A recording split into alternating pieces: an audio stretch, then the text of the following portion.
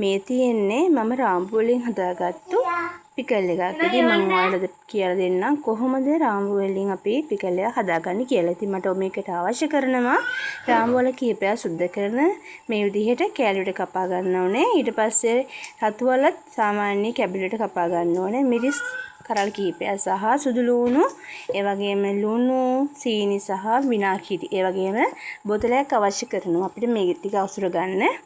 ඉතින් මම මේවට මේ පෙන්නන විදිහට අපි එළවලු හැම දෙයක්ම ලස්සනට මේ බෝතලෙ ඇතුලේ අසුර ගන්න ඕනේ.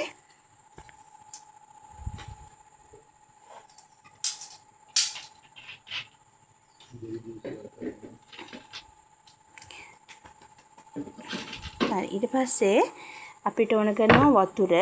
ඒ බෝතලේ පිරෙන්නම අපිට ඕන කරනවා වතුර. ඉතින් වතුර සහ මේකට අපි ඇඩ් කරනවා ලුණු හැඳි 2ක්. මේක රස ප්‍රමාණයට අපිට වෙනස් කර ගන්න පුළුවන්. ඒ වගේම සීනි හැඳි 2ක් මම ඇඩ් කරනවා.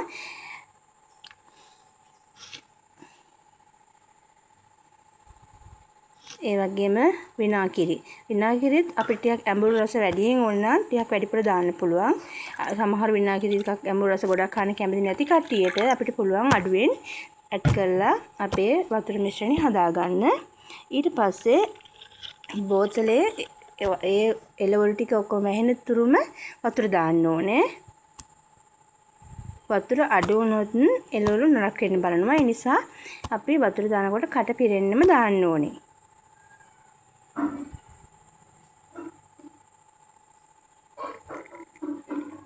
හරි. ඊට පස්සේ අපිට පුළුවන් මේ මිශ්‍රණය හොඳින් අපි මේ තද කරලා ඉවරලා එළවලු කෑලි පීන්න තුරුම වතුර දාලා ඉවරලා ඊට පස්සේ අපිට පුළුවන් මේක වහලා දවස් 2ක් යනතුරු තියලා තියන්න ඕන. ඊට පස්සේ අපිට කැමරට ගන්න පුළුවන්.